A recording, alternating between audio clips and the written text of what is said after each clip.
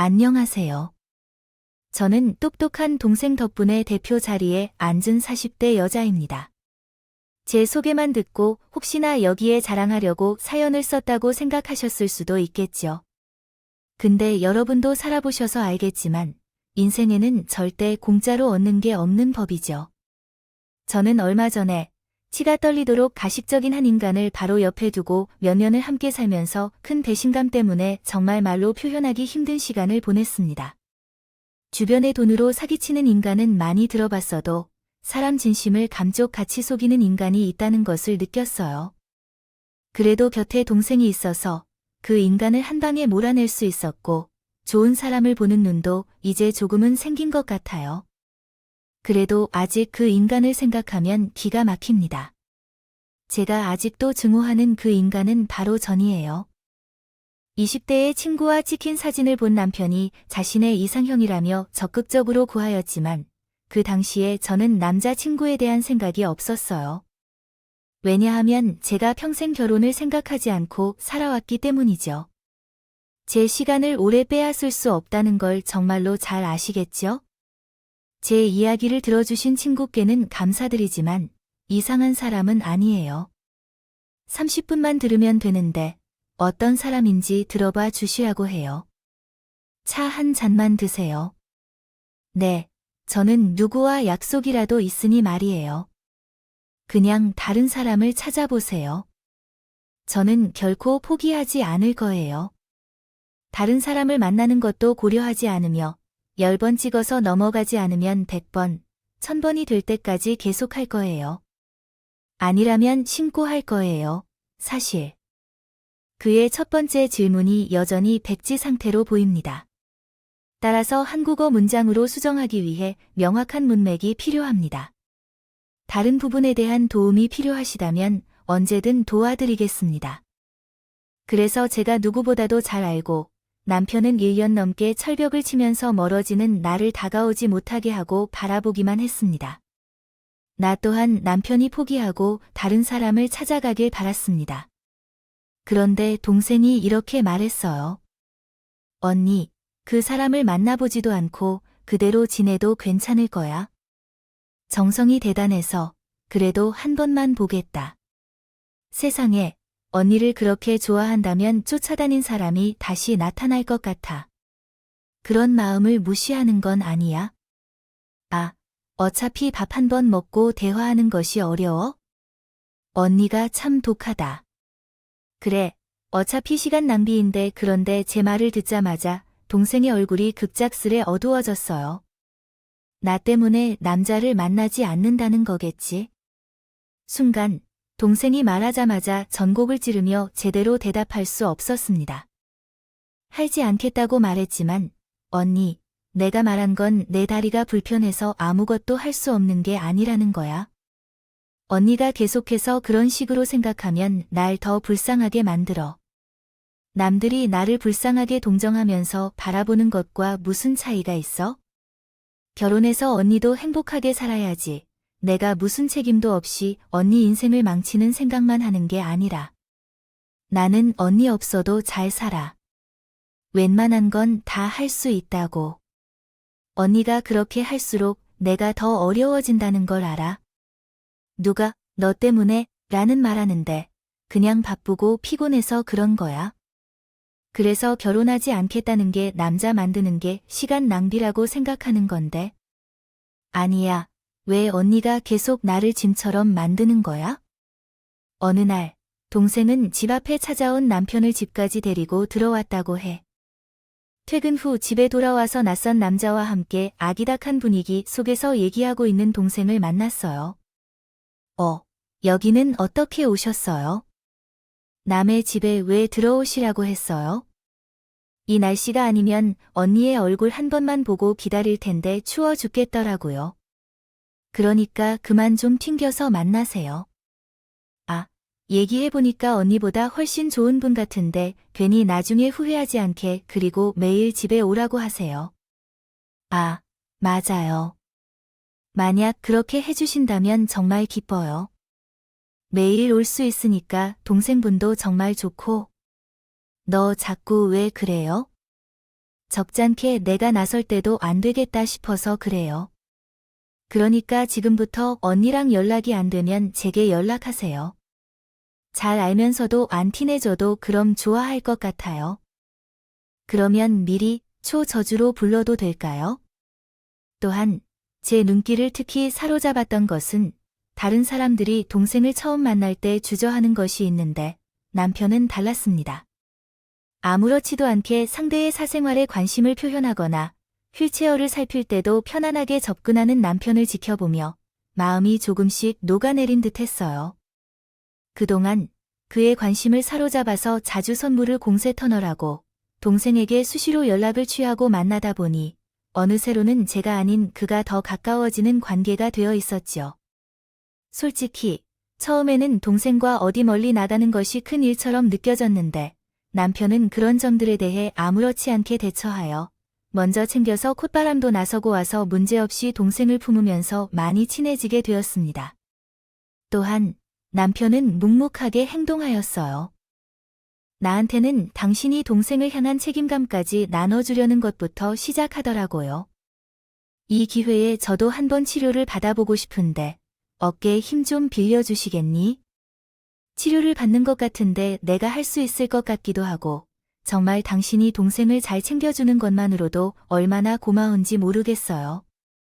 솔직히 말하면 우리가 어디로 가야 할지 생각만 해도 너무 어렵고 엄두도 못 냈어요. 병원에 가는 게 전부였거든. 당연히 그런 일은 당신과 함께 해야 하는 것이죠. 아, 그동안 당신이 어디로 가자고 해도 쉽게 못 갔던 이유를 알게 되었어요. 여행을 싫어한다는 말도 거짓말이었다. 아, 그저 처제를 혼자 두고 나가서 미안해서 그런 거예요. 그러니 앞으로는 혼자 해결하지 말고 솔직하게 이야기해 줄래요? 그렇게 2년이 넘도록 남편과 동생과 조금씩 더 친밀해지는 것 같아요. 되었고 결혼까지 할 수 있었습니다. 다행히 부모님께서도 우리 집에서 있었던 사고 이야기를 듣고 눈물을 흘리면서 고생 많았다 고 저를 안아주셨어요. 이런 부모님 밑에서 자란 남편이라서 이렇게 따뜻한 분이구나 생각했습니다. 그리고 결혼을 계속 망설인 이유가 동생과 따로 사는 문제였는데 시댁에서도 궁금해하더라고요. 그나저나 몸이 불편한 동생을 혼자 두는 건 좋지 않겠지. 결혼한 다음에는 어떻게 할 생각이야? 그것에 대해서 아직 정리를 못해. 동생과 얘기를 더 해봐야 할 것 같아. 아휴, 그래, 그게 쉽지 않겠다. 집을 구할 때 우리가 도와줄 테니까 조금 더 큰 데를 찾아보도록 해. 그게 너도 편해지겠지 않겠어. 또 들어보니 우리 애랑도 잘 맞는 것 같아요. 지나가면서 아무래도 너가 먼저 말하기 어려울 것 같아서 하는 소린가 그런 게 눈치를 챌 때 걱정 안 해도 되겠다. 시어머니의 따뜻한 말씨에 나도 몰래 눈물이 흘렀어. 어머님께서 제 동생 션을 품어보듯이 따뜻하게 대해주셔서 진심으로 감사합니다. 이런 것들을 하면서 저도 느끼는 바 있는데 그래서 실은 동생이 걱정돼서 남편 만날 때부터 그래서 결혼까지 마음이 편치 않았는데 어머니를 보면서 정말 사람 품이 넓어야 하는 것을 배우게 되네. 아픈 게 무죄고 나와 동생이 그런 일이 있었으면 나도 내 목숨을 걸고 우리 자식들은 살리고 떠날 거야. 그러니까 동생과 너가 부모님을 잘 봐주면 돼. 항상 이걸 잊지 말아야 하고 말야. 그러나 한편으로는 그런 배려를 다 받는 게 기막히게 미안스러워. 마음에 들었어요. 무엇보다 동생이 이렇게 하면 눈치를 괜히 보고 지낼 것 같아서 부모님이 남겨둔 유산에 제가 모아둔 돈을 더해서 신혼집을 마련하는 것이 좋겠다는 생각이 들었습니다. 유독 동생은 또 남에게 피해를 주는 성격이었어요. 아무래도 우리 신혼집은 내가 마련하는 게 좋을 것 같아요. 우리 부모님께서 남겨주신 돈도 있고 그렇다면 내가 모아둔 돈과 합쳐서 보태도 될 것 같아서 어머님 아버님께도 말씀드려야겠어요. 자기가 그걸 혼자서 마련하겠다고 집이 한두 푼도 아닐 텐데 내 동생도 그래야 부담 없이 같이 살 수 있겠지요.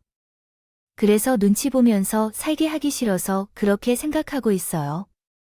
그날 어머니가 동생이랑 같이 살라고 그 이야기 먼저 해주신 것만으로도 너무 감사한 것 같아요. 론한테도 정말 그래? 괜찮을까요? 내 동생과 함께 사는 게 말이에요. 생각처럼 쉬운 일은 아니거든. 걱정 가득한 말에 남편은 너무 호탕한 목소리로 이렇게 하더군요. 그러는 게 당연한 거지.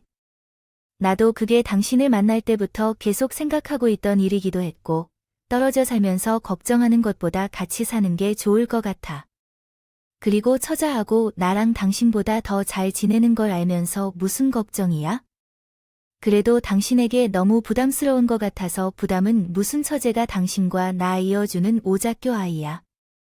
살면서 두고두고 오내 갚아야지. 아, 근데 우리 부모님이 주시겠다는 돈 말이야. 그건 그냥 감사합니다 하고 기분 좋게 받자 하면 되겠네요. 응. 아, 그럼 절대 윤미가 같이 안 산다니까 내가 걔 성격을 몰라. 처제가 그냥 말만 당신이 샀다고 하면 되겠어요. 아, 왜 그런 거짓말을 해? 나중에라도. 알면 그렇지. 그리고 윤미는 원래 다른 사람들에게 부탁도 못하던 아이야. 아프고 나서도 혼자 힘으로 해보겠다고 재화를 얼마나 이악 물고 했는데 윤미의 성격을 내가 잘 알아서 그렇다니까. 절대 우리랑 같이 살려고 안 할 거야. 그래도 내가 산 집이니까 부담되지 않고 같이 살자고 해보려고. 그래야 설득될 것 같아. 아이, 그래도 안 받긴 좀 그런데 우리 생각만 하지 말고 윤미의 생각도 해줘. 우리에게 얹어 산다는 생각 안 했으면 좋겠어. 결혼해서 당신이 그것만 잘 지켜준다면 다른 건 내가 다 할 테니까 부탁할게. 내가 바라는 건 그거 하나뿐이야. 그런 점 걱정하지 마. 내가 당신과 함께 평생 지켜줄 거야. 아니나 다를까 동생은 같이 살자는 제안에 고개를 저었다고 했대. 그래도 동생 상태를 모르고 저 혼자만 신혼이라 마음 편히 지내기 어려웠기에. 그 이후로도 여러 번이나 언급했던 내 집에 대해서 동생에게 이야기를 꺼내 보았어요. 처음에는 집에 대한 얘기는 듣지도 않았지만 공간이 분리되어 있어서 불편함 없이 살 수 있을 거라는 것을 보여주자 그제서야 마음을 바꿨어요. 아마 신혼생활에 방해가 될 것 같아 거절하고 싶어 했을 겁니다. 그러나 제 동생이 그런 생각을 할 줄 알고 그동안 모은 돈을 아끼지 않고 집 공사에 투자해서 문턱을 없애고 새로운 공간을 만들면서 남편과 행복한 미래를 꿈꿨어요. 우리는 결혼 후에도 한 공간에서 행복하게 지낼 수 있었습니다. 동생과 남편도 잘 지내는 것이었어요. 그러나 편안한 생활도 잠시 눈 깜짝할 사이에 남편의 진정한 모습이 드러나기 시작했습니다. 여보세요. 회사에서 외식 상품권을 받았는데 하나 있는데 언제까지 사용할 수 있는지 알고 있어? 요즘에는 저녁을 집에서 해먹기 귀찮은데 이 상품권을 받아서 좋아. 그런데 말이야, 이번에는 당신과 나 둘이 가면 괜찮을까? 거기 가면 다른 직원들도 같이 올 수도 있고. 아, 그런데 다른 사람들이 보면 뭔가 소문나게 될 것 같아서 조금 걱정이 돼. 회사에 소문 많은 사람들이 한둘이어야 하는데 여러 명이 보면 좀 그렇잖아. 그냥 당장은 아무도 모르게 하루 자리를 잡고 둘이 갔다 오는 게 나을 것 같아. 무슨 이야기가 나온다고 함께 밥을 먹는 길도 힘들잖아. 나와 윤미는 그런 것에 신경 쓰지 않고 오랜 시간 살았으니까 괜찮아. 남들이 어떻게 보건 무슨 상관이야? 우리가 무엇을 잘못한 건 아니니까. 만약 누군가가 물어보면 당신이 잘 설명해 주면 돼. 그러면 이번 주에 가볼까? 예약은 당신이 하면 돼. 응, 뭐 불편할 수도 있겠지만 함께 가는 게 좋을 거야. 그날따라 떨떠름한 반응을 보이는 남편이 이상해 보였어요. 아무도 도 회사에서 많이 보고 말하는 눈들이 있었기에 동생을 배려하느라 그렇게 행동한 건가 생각했습니다. 남편도 모르는 불편한 상황이 생길 수도 있으니까요. 그때는 본인이 부끄러워서 그럴 거라고는 상상도 못했고요.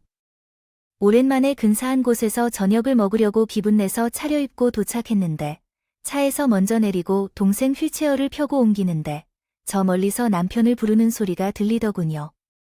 남편은 당황한 기색을 내보였는데, 아이고, 이게 누구야? 박 과장 아니야? 아, 이사님. 오늘 여기까지 식사하러 오셨답니까? 그러더니 갑자기 남편이 휠체어에 탄 동생을 밀더니 처음 본 사람 대하듯 이러는 것이었어요. 아, 제가 입구까지 데려다 드리면 될까요? 하고 말씀하시더라고요. 다리가 불편하신 분이 계셔서 도와드리려고 했었는데 그때 마침 저를 보셨네요. 부끄럽게 괜찮으시면 제가 오늘 같이 합석해도 될까요? 먼저 가시면 제가 얼른 따라갈게요. 보이지 않는 데서도 다들 그런 식으로 따르시던데 이젠 누구에게든가 아무 걱정 안 하시고 자리에 앉으셔도 돼요. 그럼 나는 먼저 가서 기다리고 있겠습니다. 얼른 도와드리러 오겠습니다. 이렇게 해서 이사님을 따라 나왔습니다. 그런데 어이없는 표정으로 남편을 쳐다보았어요. 뭐야, 우리 완전히 우리를 몰라보았던 건가? 아, 회사 이사님 있었다고? 어제까지 소개하고 그런 일은 없을 것 같았는데 소개라고 해도 아닐 텐데. 전혀 모르는 사람 취급했다고 말할 것 없잖아요. 네가 그냥 가라고 나한테 말해야지. 사람들 얀 나이 드나? 그런 소리 하는 게 부끄러운 줄 아냐고. 아, 그런 게 아니라고 말씀드린다니까. 괜히 그러지 않았어요. 길어질 것 같아서 그랬어. 거 처제도 오해하지 마. 일단 오늘은 둘이 가서 먹어. 난 이사님하고 같이 먹다가 들어갈 테니까. 그럼 집에서 보자고. 아, 들어가서도 그냥 나하는 하지 마. 남편이 부부싸움을 한 것도 아니고 이런 경우는 딱히 생각해 본 적이 없는 일이라 동생한테도 어떻게 설명을 해야 하는지 저도 고민이 되더라고요. 그래도 그럴 만한 사람이니 남편도 이렇게 행동했을 거라고 믿어보려고 했죠. 정말 그날 밥이 코로 들어가는지 입으로 들어가는지도 모르고 그냥 대충 깨작거리다가 동생하고 집으로 돌아왔습니다. 그리고 남편이 들어오자마자 금방 일을 다시 물었어요. 당신 오늘 일 윤미한테 얼마나 상처인지 몰라 왜 그랬어? 아까 하난 당신이 그러는 게 더 문제 같아. 살다 보면 그런 일 얼마든지 있잖아. 아픈 언더라인 사인. 사람이니까 그렇게 하면 더 상처라고 생각하는 게 문제야. 내가 떳떳하게 소개하면 자랑거리라도 되는 무슨 뜻이야? 그게 아예 모르는 사람도 도와주는 척 해놓고서 그래? 솔직히 밝혀서 좋을 일도 아니잖아. 남이 보면 딱하지 않을까? 그건 당신의 생각이지. 난 동정받을 이유도 부끄러워할 이유도 없다고 생각해. 그건 당신이 동생이니 그런 거고. 아, 난 다르지. 이씨님이 처제를 휠체어에 앉지 않도록 도와주면서 산다고 생각하는 것도 싫고. 솔직히 이 기회에 착한 이미지로 점수도 따고 싶었어. 안 그래도 내가 처제를 도와준 일로 이씨님이 인사팀에 들어와도 되겠다면서 입에 칫솔이 말라서 자랑하더라고. 그러니까 지금 내 동생을 이용했다는 거네. 당신이 잘 보이고 싶어서 아픈 사람을 도와주는 건 내가 해야 하는 일이라 생각하지 않는 거야? 늘 하던 일이라고는 해도 이런 식으로 함께 사는 것이 평범한 생활이라 생각되면서도 나에게는 봉사라고 생각되는 봉사임에도 불구하고 아무 대가도 받지 않은 봉사라고 생각하니 그런 이미지를 이용하는 것이라 생각해요. 그래서 속이는 것도 아닌데 왜 그걸 이용하는 것으로 생각하나요? 봉사 정신으로 살아오던 건데 지금껏 내가 당신에게 결혼 이전에 부탁했던 것들을 다 잊어버렸어요. 집이 엄한다고 그랬었지. 윤미가 제 사람들 때문에 까인 적 없게 만들어달라고 내가 언제 눈치를 보인 적이 있는데 어디서 제일 편한 삶을 하는 사람이 되는데 그리고 그 인간의 나쁜 행동은 여기서 끝나지 않았습니다. 그날 이후로 무슨 일이 벌어진 건지 정말 말도 안 되는 그 인간의 진짜 모습을 계속 봐야 했습니다. 일어났더니 정말 사람이 양파처럼 한 겹씩 벗겨지면서 더러운 실체가 드러나는 것 같았어요. 어디 있죠? 아, 처제가 리모컨을 갖고 들어갔어요. 아, 형부 죄송해요. 제가 갖고 나갈게요. 잠시만요. 동생이 멀리서 낑낑대는 소리가 들린다더군요.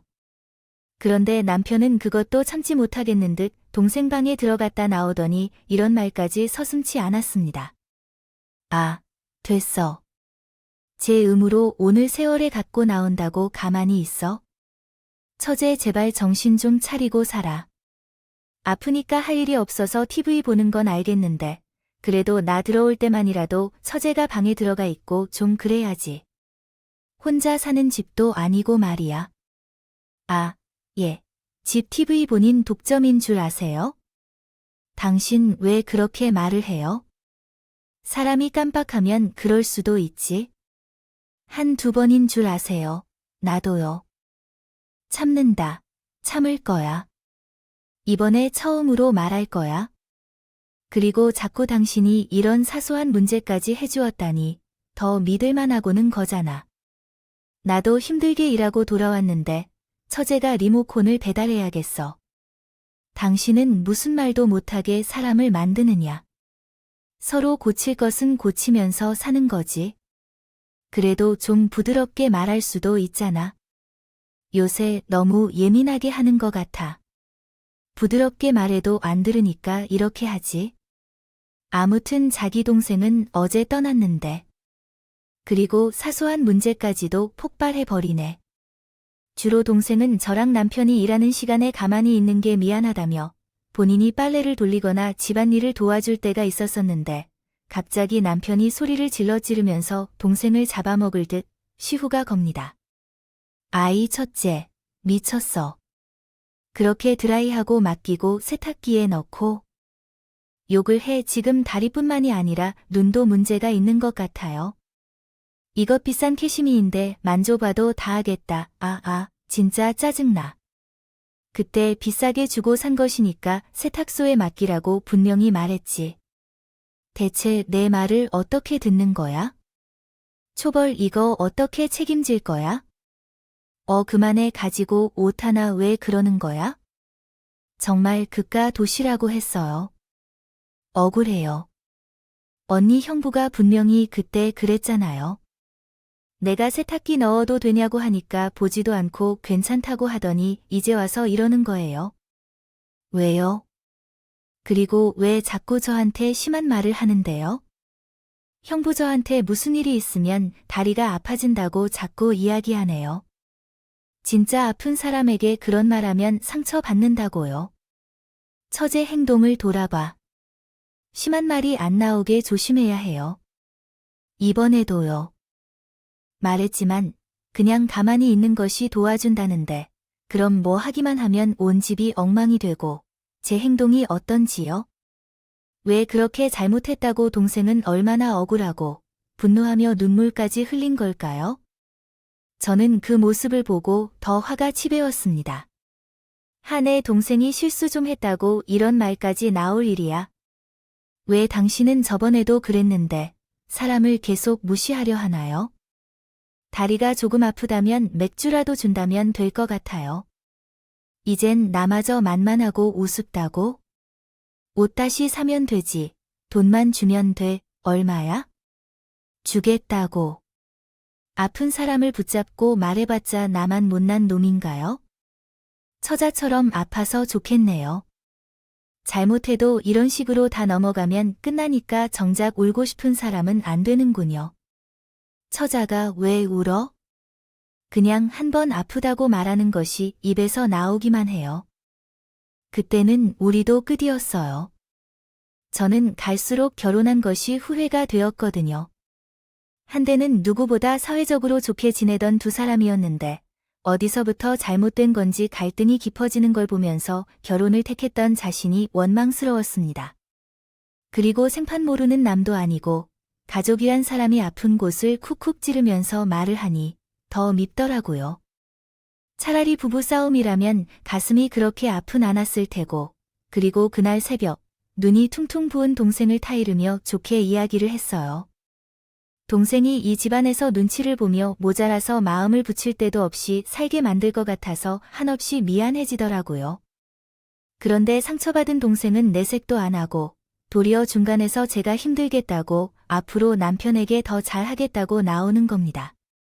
어떻게든 남편과의 관계를 돌보려는 모습이 보였어요. 얼마 후 동생이 작업실을 하나 얻어달라고 했는데 그런데 제게 1억 원이 넘는 돈이 든 계좌를 건네 주었거든요. 솔직히 동생이 이런 돈을 가질 거라고 생각도 못했기에 당연히 놀랐어요. 동생이 틈틈이 일하면서 용돈을 번다는 것은 알고 있었지만 이 정도로 많은 돈을 가지고 있다는 것은 제게도 처음 알게 된 사실이었어요. 알고 보니 요즘 잘 나가는 회사에서 모셔가는 개발 분야에서 꽤 능력이 있는 수준이었더라고요. 그가 언니와 함께 살려는 것도 아니었고 그저 이 기회에 시간을 보내는 게 좋을 것 같아서 그 돈을 숨기려는 의도도 아니었어요. 이런 일을 보면서 나는 몸은 이래도 돈 버는 데에 문제 없는 사람인구나 생각했어요. 안심할 것 같아서 보여주는 것일 뿐이야. 일 때문에 부탁하는 거지 맞지야? 너도 집에만 있으니 답답할 테니까. 언니, 진짜 멀리 안 가줄 거야. 밥 먹고 자는 건 꼭 집에서 해야 해. 절대 거기서 오래 있지 말고. 그래? 저는 동생이 편하게 작업할 수 있는 공간을 마련해줬고 잠시 남편과 떨어져 지내야 할 시간이 필요할 것 같았어요.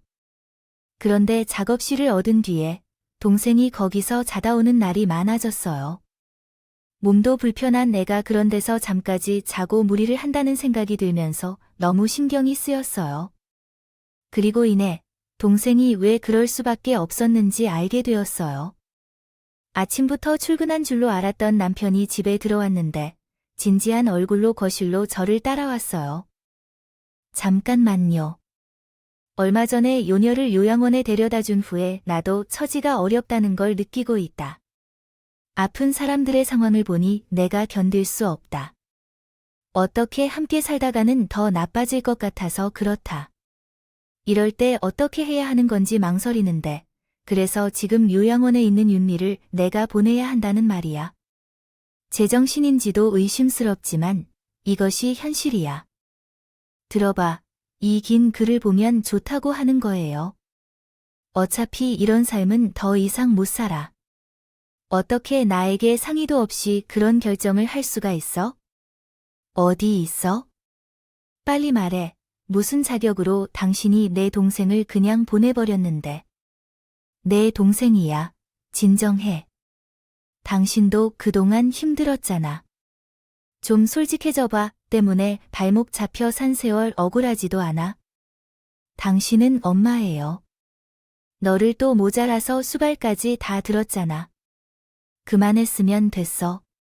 이제 당신도 좀 자유롭게 살아도 돼. 누가 발목 잡혀 살았는데 너한테 발목 잡혀 살았지. 당신은 내 핑계 대면 된다니까. 어차피 나와 너한테 사이가 안 좋은 거잖아. 내가 나쁜 놈이니까 당신은 내 뒤에서 숨어서 어쩔 수 없다는 식으로 가만히 있으면 돼. 어쨌든 나 상인데. 그래서 나 때문에 도저히 함께 살 수 없겠다는 거야? 그럼 되는 거야? 그런 머리는 참 잘도 돌아간다. 보아하니 남편의 이 일을 하루 이틀 준비한 게 아닌 눈치였습니다. 그게 더 소름이 끼쳤어요.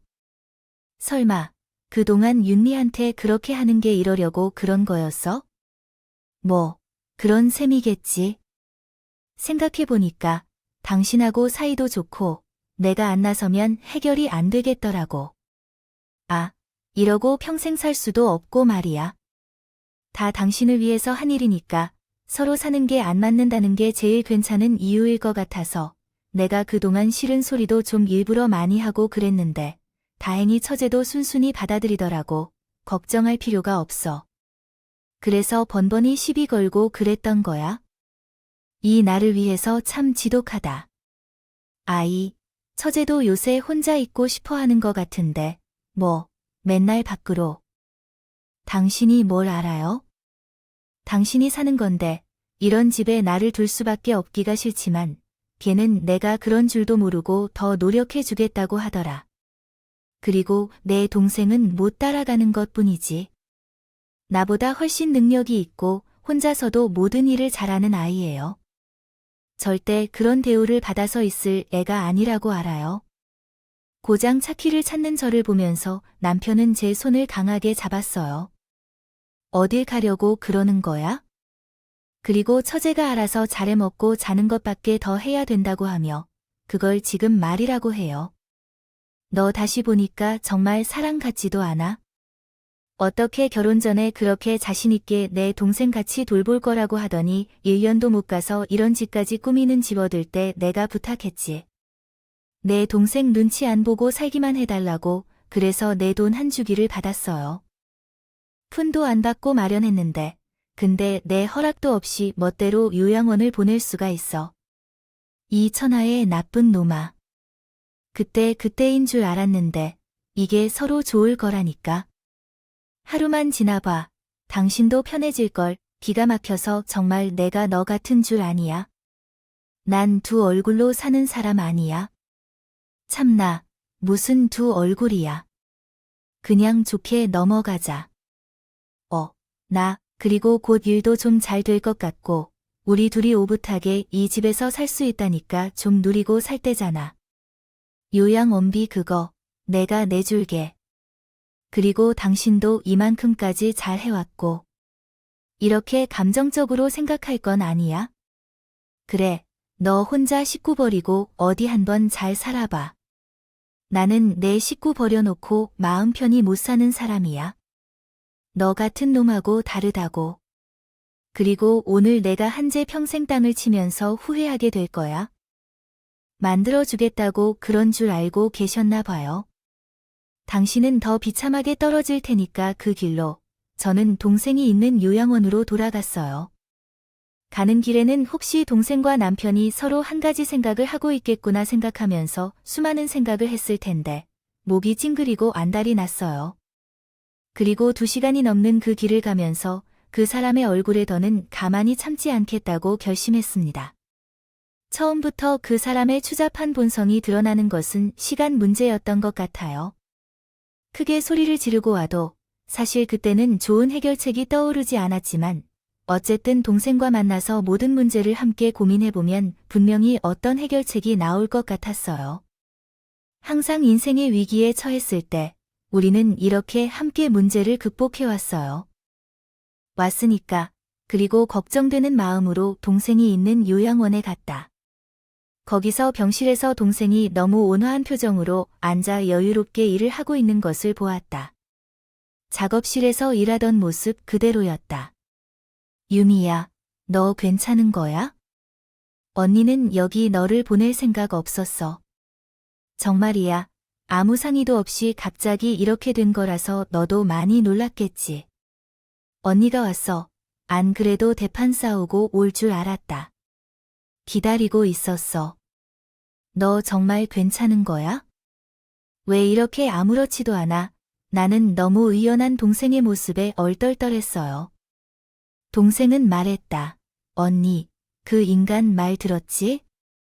내가 여기 공기 좋다고 순순히 와 있겠다고 했다니까. 왜 그랬겠어? 이유가 있으니까. 그렇지. 이제부터 우리는 그 인간 망하는 걸 가만히 팔짱 끼고 구경만 하면 돼. 우리는 잠에 뭉쳐서 제대로 하자.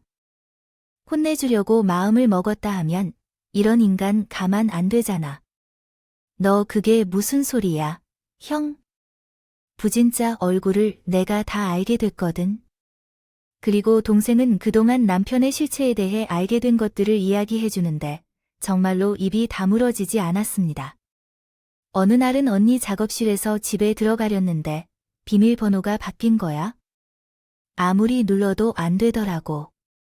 근데 보니까 거실에서 그 인간이 날 보면서 웃고 있더라. 나 못 들어오게 하려고 저녁에 잠깐 바꿔놓고 그랬더라. 그때부터 내가 알던 사람이 아닌 것 같아서 너무 충격이었는데 나한테 이러다가 곧 언니한테도 무슨 일 저지를 것 같은 기분이 들더라고. 그런 인성이 어딜 가겠어? 너한테 그런 짓까지 했다는 말이야. 이 인간을. 그러나 그것보다 더 큰 일이 벌어지고 있었습니다. 내 동생은 남편이 모르게 엄청난 대변전을 만들고 있었던 것이었죠. 그러나 언니, 진짜 중요한 건 지금부터야. 그걸 말고 또 무슨 짓을 했는데. 아, 넌 왜 그걸 말도 안 하고 있었어? 내가 그때부터 그 인간 주사를 했는데 얼마나 회사에서 아자구린 짓을 많이 하고 다녔는지 말도 못해. 형부, 우리 모르게 사업할 준비까지 다 하고 있었더라. 그러나 그 사업 준비하면서 회사에서 개인 고객 정보를 다 빼내서 갖고 있었던 거야. 요새 개인 정보가 얼마나 중요한데, 이제 곧 회사에서 소송 걸어서 엄청난 돈을 뱉어내야 할 거야. 내가 저번에 뵌 이사님 만나서 다 알려줬거든. 좀 더 자세히 들어보니 동생은 남편의 두 얼굴에 불안했죠. 남편이 쓰고 있던 컴퓨터 자료를 찾아보았더니 발견했습니다. 그리고 그날 스치듯 만난 이사님을 따로 찾아가서 모든 사실을 알려줬어요.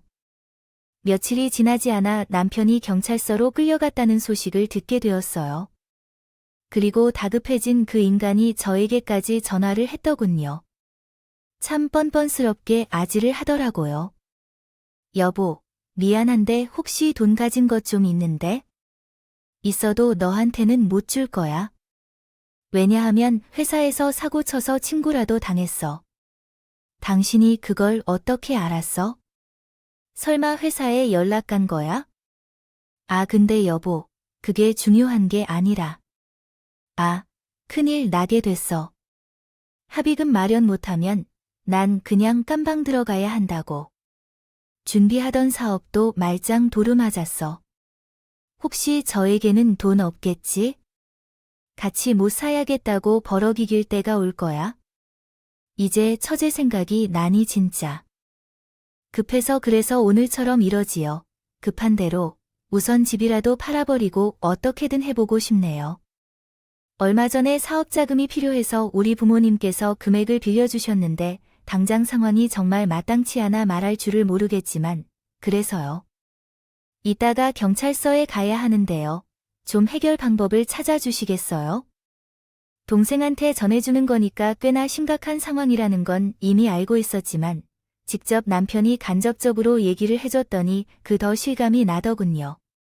남편은 이 사람이 눈에 들어와서 같이 자리도 같이 하게 되었고 그런 기회가 많아졌는데요. 그러다가 전에 모르고 있던 회사 정보를 알아내게 되고 이런 일이 생기게 되었어요. 회사 다닌다 해도 월급쟁이보다는 직접 해보는 게 더 낫겠다 싶어서 이런 생각이 들었던 거예요. 그게 엄청난 불법이라는 걸 모르고 있었고 더더구나 이미 거액의 돈이 들어간 이유라고요. 가까운 지인으로부터 투자금을 끌어들여 받아둔 상황이었기 때문에 일의 피해자가 많은 상황이 되었습니다. 저녁쯤 경찰서에 가보니 조마명이 넘는 사람들이 와서 무슨 일인지 돈을 요구하는 아우성이었습니다.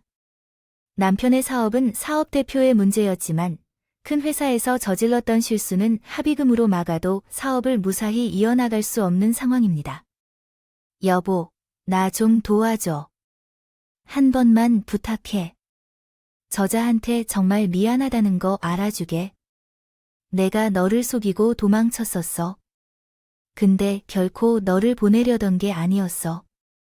사업이 잘 되면 너를 다시 데려오려 했어. 내가 모든 걸 잘못한 거니까 마음 좀 돌려주라. 그리고 나에게 한 번만 더 도와줘.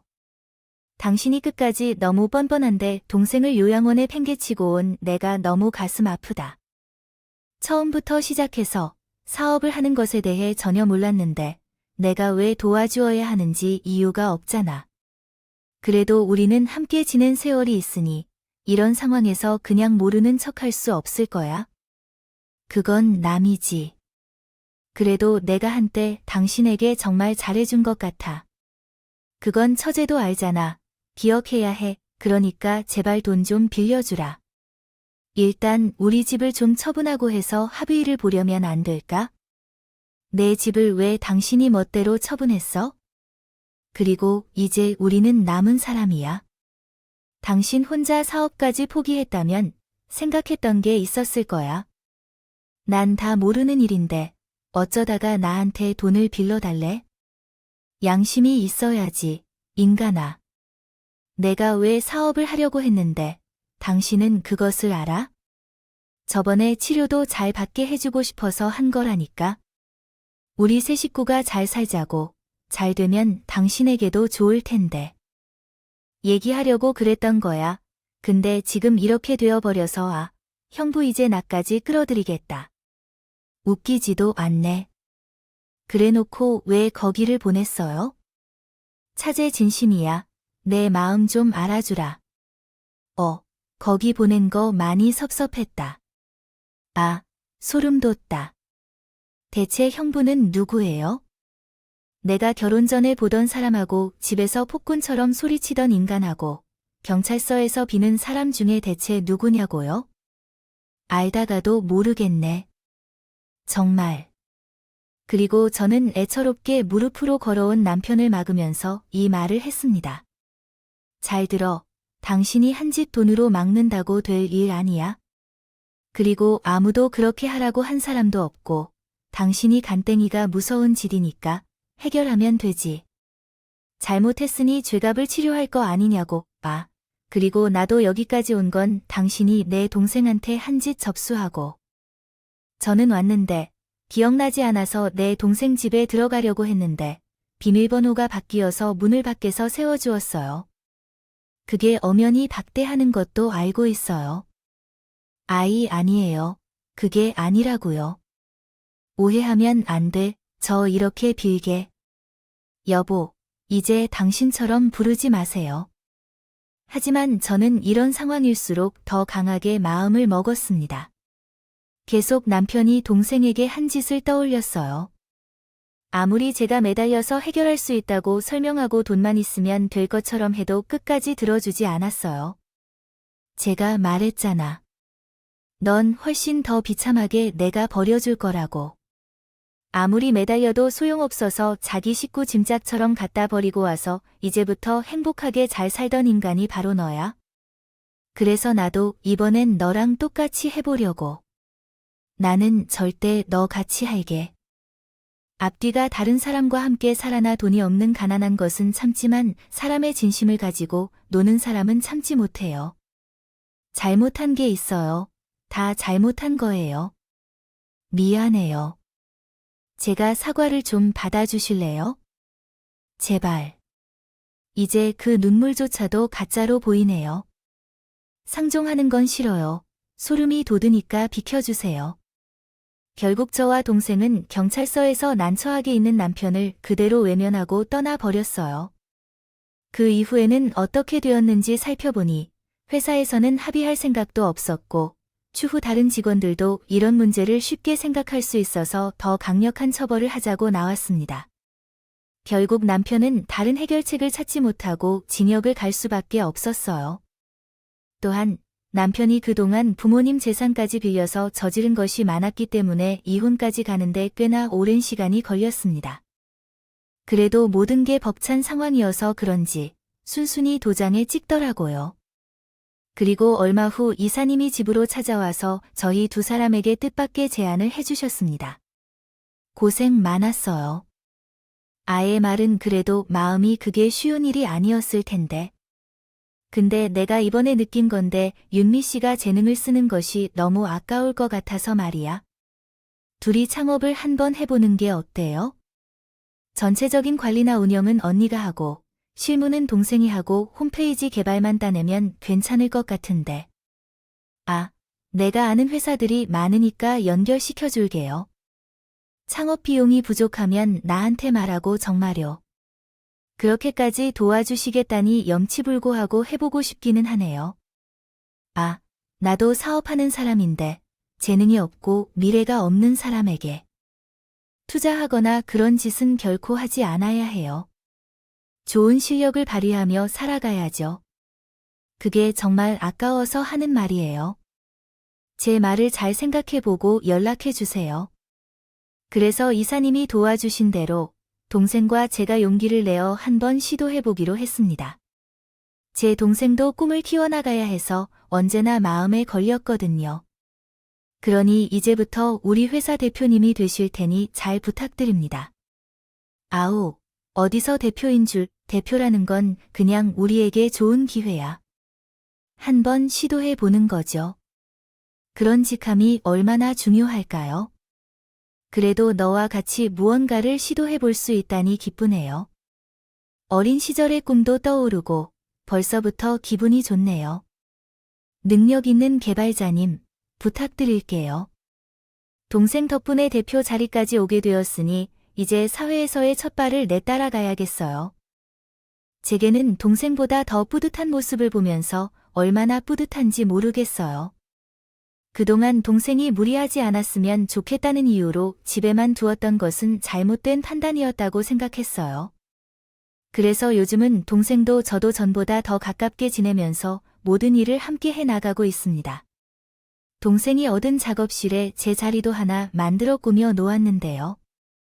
둘이 마주 앉아서 일에 열중할 때마다 문득 그렇게 생각하게 됩니다.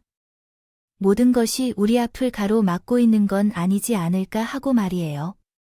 전 남편과는 어쩌면 더 빨리 끊어낼 수 있었을 텐데 그 문제도 이렇게까지 끌고 왔던 것이 많이 후회스러울 때가 있어요.